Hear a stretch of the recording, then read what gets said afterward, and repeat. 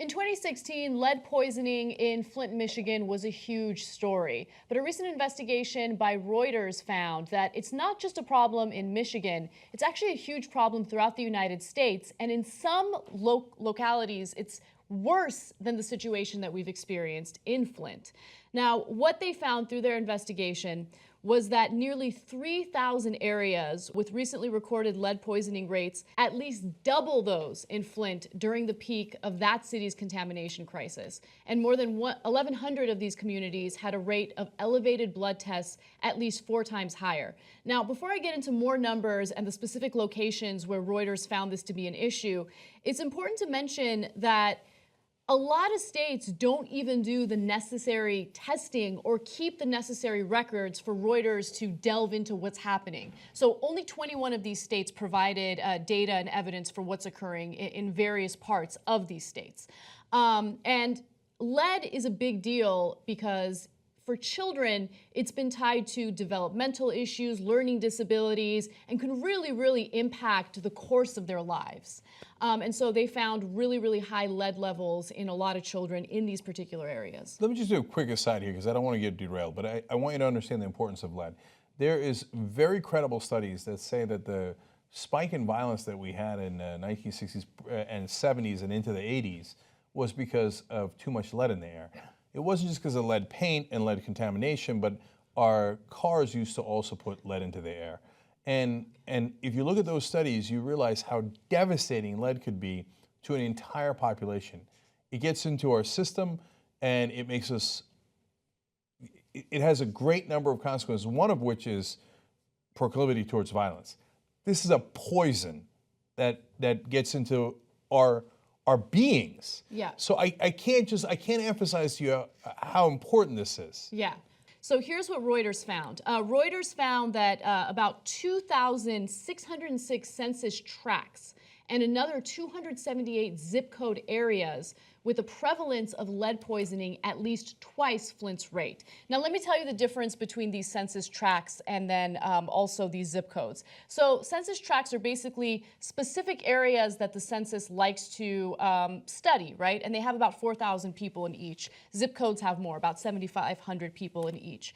Now, children in at least 4 million U.S. households are exposed to high levels of lead, and that's according to what the CDC says. And also, even though poverty is the #1 indicator as to whether or not families are exposed to dangerous levels of lead, this problem is actually impacting people throughout all socioeconomic statuses, okay?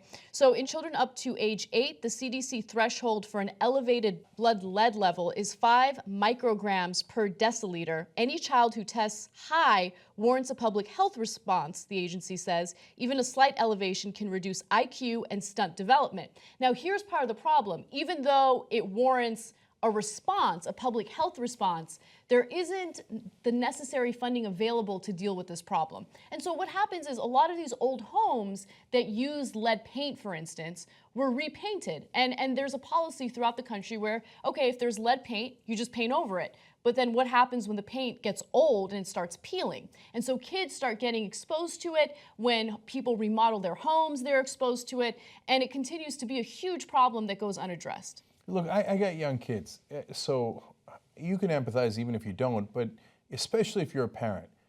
It lowers the IQ of your kids. Are you kidding me?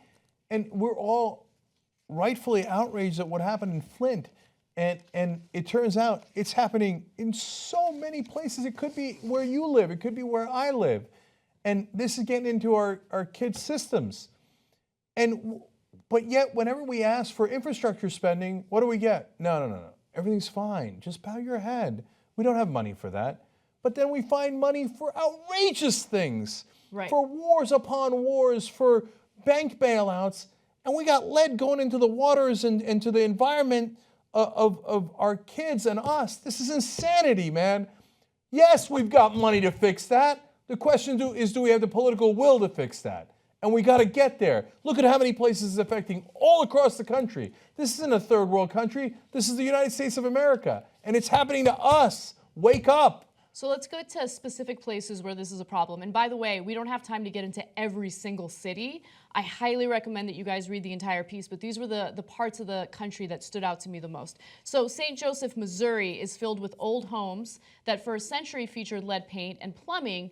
From 2010 to 2015, more than 15% of children tested in 7 census tracts here had elevated lead levels well beyond the Missouri average of 5%. Then you go to Milwaukee. In Milwaukee last year, 11.5% of children tested had elevated lead. In a half dozen depressed Northside census tracts, about a third of tests showed poisoning from 2010 to 2014. 1 in 10 was highly elevated at 10 micrograms per deciliter or more. It's crazy. So in 49 different tracts, from inner city Philadelphia to capital Harrisburg, at least 40% of children tested had high lead. 40% of children. So this is an ongoing problem. And what happened in Flint was terrible, and I'm glad that there was a lot of attention drawn to that problem, right? But at the same time, that's not the only place in the country that's dealing with this issue. There are so many people, rich and poor, that are dealing with this problem, and they're suffering serious consequences as a result of that. You know, there were people profiled in this piece that talk about how, you know, they feel like their exposure to lead really hindered, you know, great developments in their lives, like whether it's getting a good education or succeeding in getting a good education, holding a good job. You know, you mentioned the studies that have a strong correlation between lead and violence. They feel like their anger and their rage comes from their exposure to lead. So it's a big problem, and we need to address it, especially when you consider the fact that we're supposed to be living in the wealthiest country in the world. So look, there's a brief hope here, and it'll get extinguished probably fairly quickly. But Democrats, unfortunately, the current state of the Democratic Party thinks the status quo is wonderful and never wants to change a goddamn thing.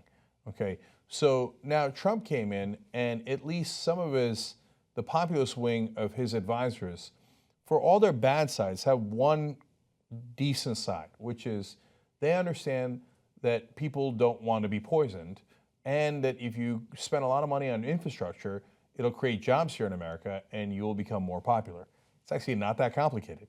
But those are the same people who beat down Obama and said, hey, don't you dare spend money on infrastructure. Part of the reason they said that is because they didn't want him to be popular. Yeah. And the schmuck Democrats went along with it and said, oh yeah, that's a great idea. Okay, you're right, Republicans, we won't spend money on infrastructure.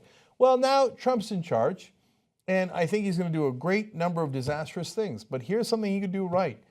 So his advisors, Republicans, etc., don't be stupid. This will actually make you popular to protect the American people. Go and fix the damn pipes and make sure we don't get poisoned by lead. So let me elaborate on that a little bit. Even though nepotism seems to be a little bit of an issue in Trump's presidency or upcoming presidency, one of his informal advisors is his son-in-law, Ivanka Trump's husband. And interestingly enough, he is not in favor of privatizing infrastructure. I was actually really concerned about that because Trump has been campaigning on improving our infrastructure. And I'm like, okay, well, how is he going to do it? Is he just going to privatize everything? That's actually a really bad plan. No, his son-in-law is like, no, I actually want to hire private companies and subsidize them to build our infrastructure, which I think is fine. You're basically contracting them to work on our bridges, our roads, improving our country, but you're not privatizing everything. And a lot of Republicans are not happy with that. But I think Trump is willing to listen to him, so hopefully he goes in that direction. That's why I tell you every once in a while, you might not be happy with Jared Kushner, and he's not an advisor that I would pick, but he is among Trump's better advisors. Let's hope he listens to him in this case. But if they blow this opportunity and all Trump does is enrich himself and his friends and doesn't bother to do a damn thing for the American people, this is a layup. Mm-hmm. If he can't even do this, then his presidency is going to be an absolute disaster. Finally, I want to leave you with one other piece of information that I thought was telling. So this has to do with South Bend, Indiana. 31% of small children tested from 2005 to 2015 had high levels, more than 6 times Flint's rate last year. Jesus. Now, that's a huge, huge statistic, and it's devastating. But what do they have in place to help combat this issue in this area of Indiana? Well, the county, with around 265,000 residents, only has 2 nurses and 1 environmental inspector tasked with lead poisoning prevention. By the way, we helped break that story in Indiana about lead poisoning, and then New York Times followed up. And great credit to Jordan Charton, our investigative reporter. Great credit to you guys, by the way. He got a tip from the audience, went down to Indiana and found the lead poisoning story, and he was basically screaming from the rooftops, "This is worse than Flint." And it turns out we were right about that. You were right about that. Look, this story is very important, but that's our job, is to uncover important stories. And so that's just one reporter. We get more reporters in, we'll uncover more of these stories. So it's one thing for the politicians, and we wish the Democrats would do their jobs, and we're now hoping that Trump does his job. But our job is to the best of our abilities, to uncover these things and share them with you and put a spotlight on it so that we can help fix it. So if you want to help us do that, tytnetwork.com/go. Let's raise a little bit of money to get more investigative reporters out there and keep breaking these stories. And so, because the bottom line is, we want to try to be watchdogs for you so that you don't have this poison going into your system, your kid's system, let alone all the other problems in the country. Let's go fight this. Yes. Podcast the whole 2-hour Young Turks every single day, commercial-free. All-Star Tuesdays, Aggressive Progressives, Old School, Post Games, TYT Classics. You get it all with membership. Do it now. tytnetwork.com/join.